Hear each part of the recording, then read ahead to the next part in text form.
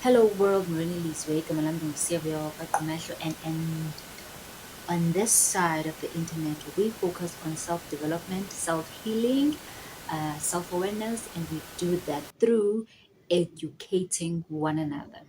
Now, if you find this content very, very helpful to you, can you please subscribe? Can you please share? Can you please like so that I can continue to create more work? Now, on my last video, I was talking about a scam that I encountered. Actually, the second last video is a scam that I encountered on a pageant that I entered. I'm so grateful for the people that actually tuned in, that actually shared the video. It's on 400 and something views, and I'm grateful. Now, I really, really, really, really like to continue on positivity. I will actually let you know and update you guys about what's happening with that because I've spoken to journalists and I was on Owami. She's a YouTuber, she has a podcast, and that her name of her channel is Boldly Owami. So when that episode comes out, you can go on YouTube on the channel called Boldly Owami, and the name of the podcast is Hell and Back. So I went to hell and I came back. So without any further ado, or without any wasting any time, we're gonna go today to a topic. It's about social tribalism or cultural tribalism, right? So these are the things that I am very, very passionate about. I am very passionate about educating people about ideologies that are very harmful to us, that can actually divide humanity and bring about warfare and do a lot of damage to humanity. Now, when it comes to cultural tribalism, I tried to do this video, but I've changed my location. Now I'm at home. So I hope the setting is to your pleasing and I have my one lighting. Okay, let me get to this video. Do you guys like my wig though? Because this is a new baby, okay? I like this baby. I like her. I like her. This is the first time I'm owning a wig, you guys. So Miguel is wearing wigs now. But okay. Now, getting on topic cultural tribalism. Now, I'm a Xhosa girl, or I was told that I'm a Xhosa girl. So the tribe that I was brewed in, or the tribe that conditioned me, or I was born into, is called the Xhosa tribe, right? In Africa was specifically in South Africa. Now there are Xhosa tribes in other parts of Africa, not just South Africa. You know what I mean? For those who don't know, South Africa is a country. It's down in the south. They are close in Zimbabwe. Also, Zimbabwe is in the south, and Malawi and other parts of Africa. But we don't only have the Xhosa tribe in South Africa. We also have, like, there's Amandebele, there's Swati, there's Zulu, there's Tswana, there's Pedi, there's Soto, there's Venda, there's Tonga, there's people that speak Afrikaans, there is English.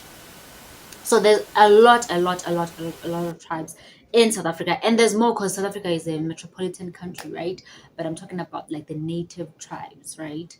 So we have a tendency of thinking that because we are born into that tribe, that is our identity, that our identity stems from a tribe or comes from a tribe.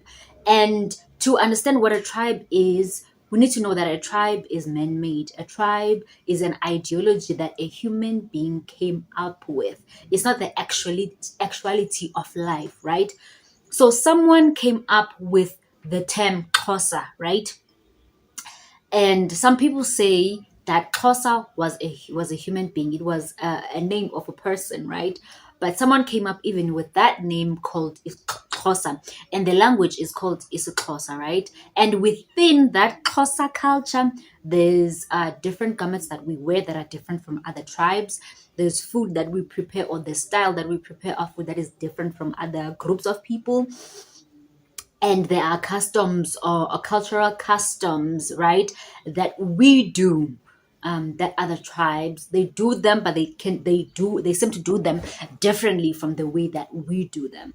So tribes are made up of these ideas of how people should live in the world, or how they should relate to one another. So that is man-made. Some men came up with that, and to understand that, okay, this tribe is man-made, it's not who I am, right? Because as human beings, we are not ideas, we are not, we didn't come out from an idea. We are actual, we're truth, we're the facts, right?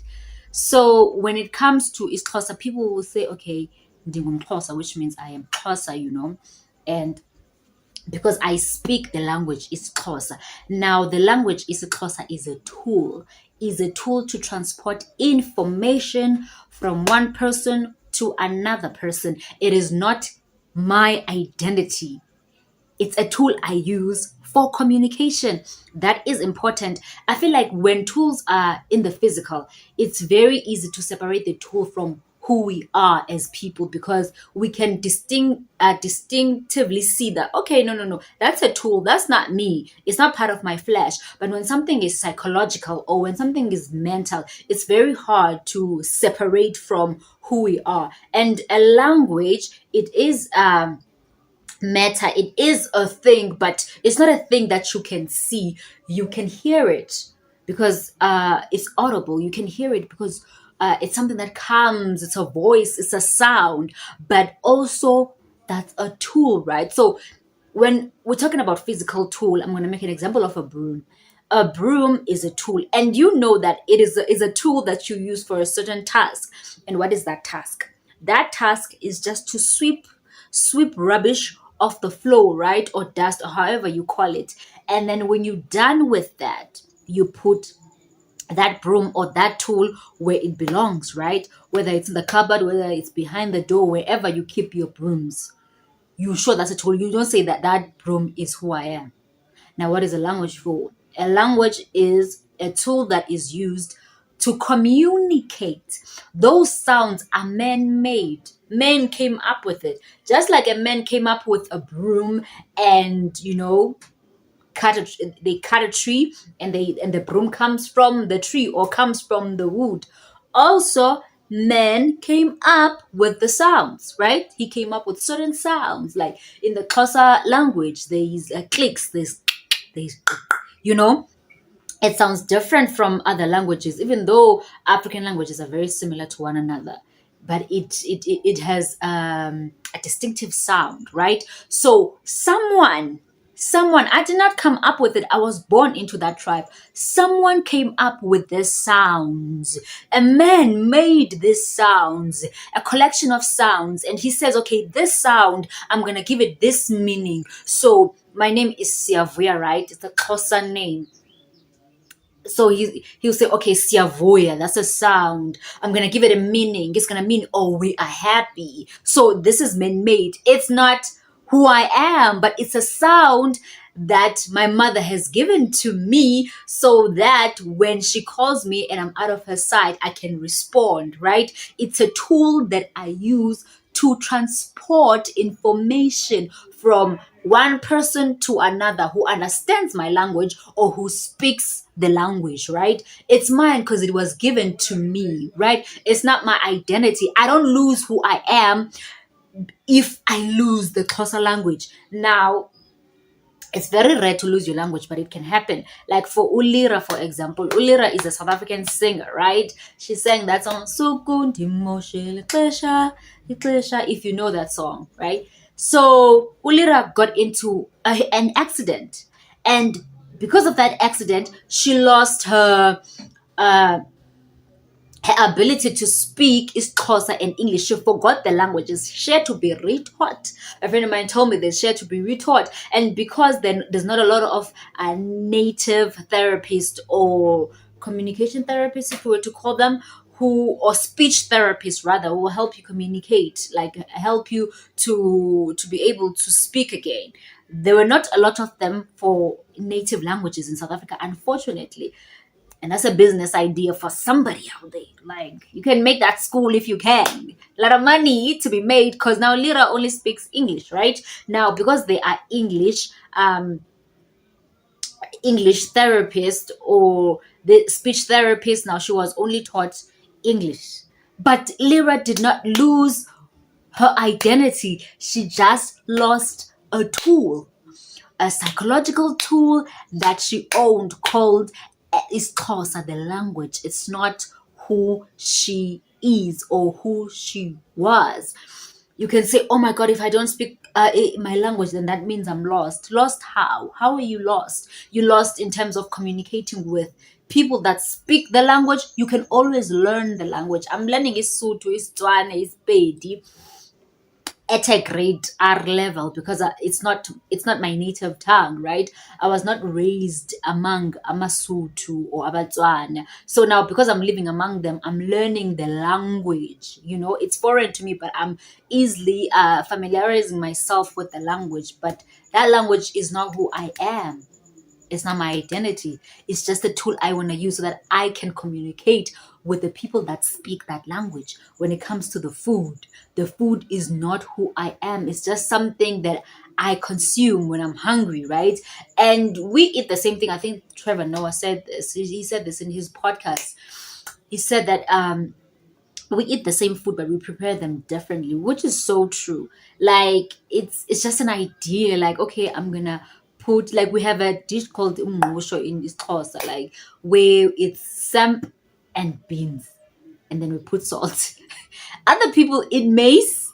Other people eat beans everywhere. Like in Europe, in Africa, in Asia, they eat beans, they eat maize.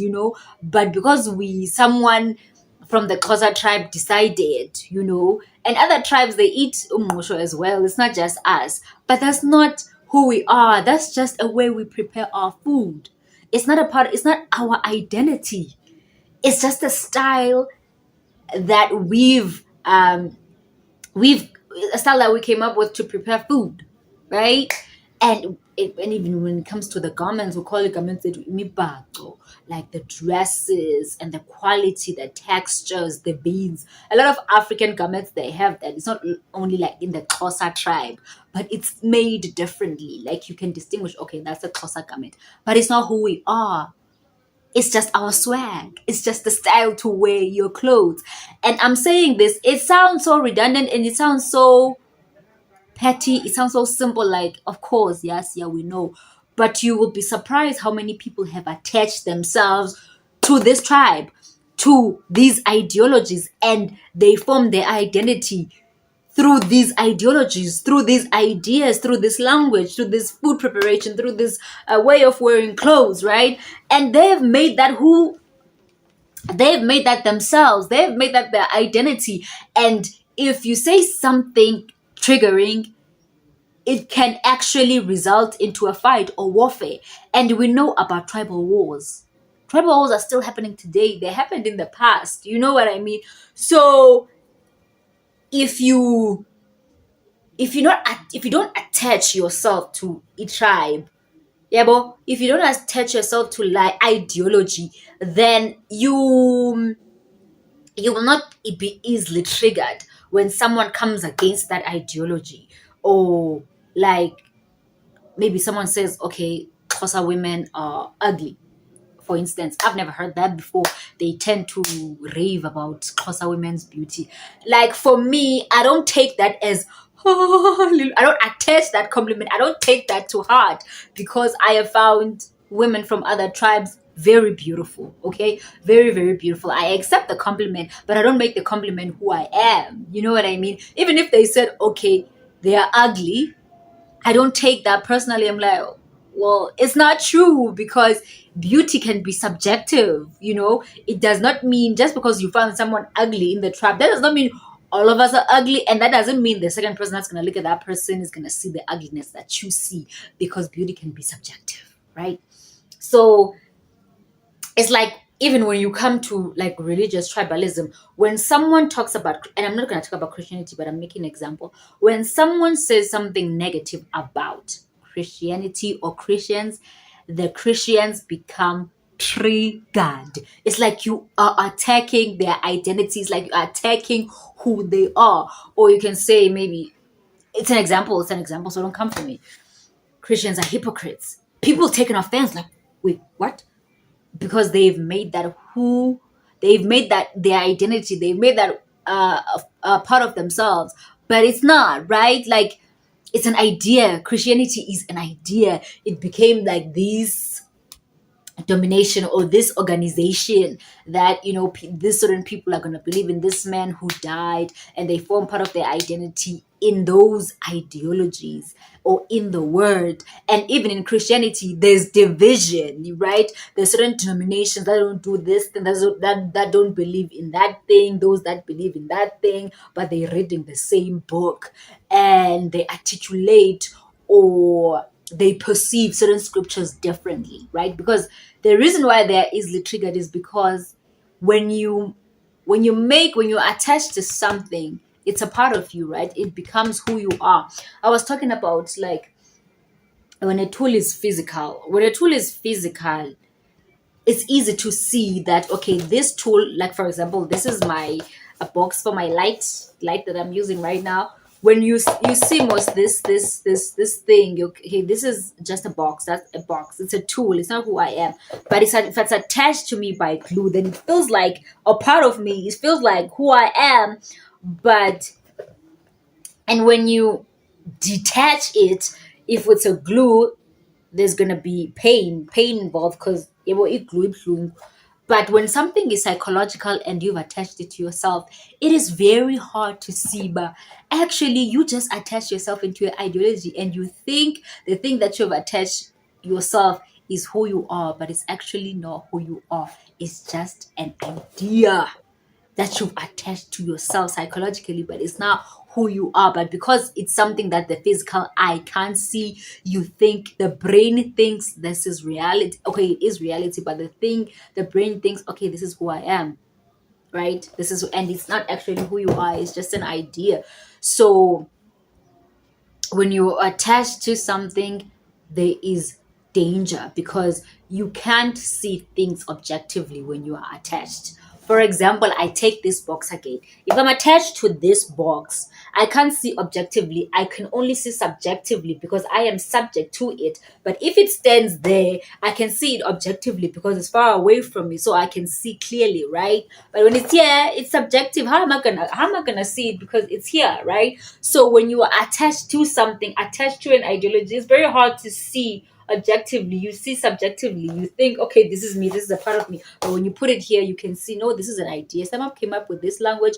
It's a tool. It's not who I am. I love the Xhosa language. I think it's beautiful. And I think everyone loves their language. There's a certain sentiment that comes with, your language, the language that your mom, was speaking to you when you were a baby, when she was breastfeeding you. There's a certain sentiment that comes with that. So everyone thinks their language, is the bomb. I think my language also is beautiful. But anyways, but I am aware that this is not me. This is just a tool. So I was making that example of being attached. When a man is attached to a woman, right? Or a woman is attached to a man, and then they feel like there's a threat coming in. What do? What the first thing they do? They attack. They feel like this person is here to is stealing who I am, my soulmate, my what. Have you seen a man, when another man is coming to talk to his wife? Maybe that man didn't know, okay, that woman is married or is engaged, and they come to charm that lady higher. Like, have you seen the rage from the brother? Like, eh? You coming for what's mine? Like, he wants to fight. Like, the attachment is there, because from attachment, jealousy is born, right? And that's where hatred is born, also from jealousy. And jealousy is very, very dangerous. So the moment you're attached, jealousy will be born, because you think what you have is superior. That's the problem with tribalism. You think what you own, or this tribe that you own, is very superior than the other. Like Christians, they think that, Christianity is superior than Islamic, and Islamic thinks, Islamic is superior than the other religion, and African spirituality, they think theirs is superior. You know what I mean? That's the problem with it. And now it's a fight. Mine should win. Mine is the best. Mine is, you know what I mean? So to avoid those things, and to avoid those conflicts, those fight, that mental distress, to avoid it, is to understand these are ideas. These are just ideas. They are not the facts of life. They are not the truth. They are not actuality. They might be our reality, but reality also can be false, right? And we're going to talk more about tribalism and other forms of tribalism and why we should let that go and why that is dangerous. I feel like I can't really tell you to to forcefully remove tribalism from your lives. But when you see things clearly, then you can make that decision for yourself. When you see the danger, if a crocodile walked into this room while I'm recording, I am telling you, I would jump and run. So when humans see danger, they remove themselves from the territory. But when humans don't see that this is dangerous, they think it's a pet. Like if a child or a newborn was like, "Yee," and like maybe a 2 year old or three, not a 2 year old, like maybe if like a 2 month baby, they don't know how dangerous this thing is. They're not gonna be screaming. They, you know what I mean? They because they don't see the threat. So, and because we don't see the threat with tribalism, the dangers of tribalism, my baby, we live with them and we think we need it. We think we need it, and we think we are nobody without these tribes. But these tribes, remember, they are ideas. You can come up with your own idea and form your own tribe, baby. But it's not who you are, it's just an idea. So, with that, I love you guys. Please subscribe, please share, please let's grow, because I really, really, really want to educate and I really, really want to share like my knowledge. I really, really want to share what I know, and I want us to see things together and I want us to grow. So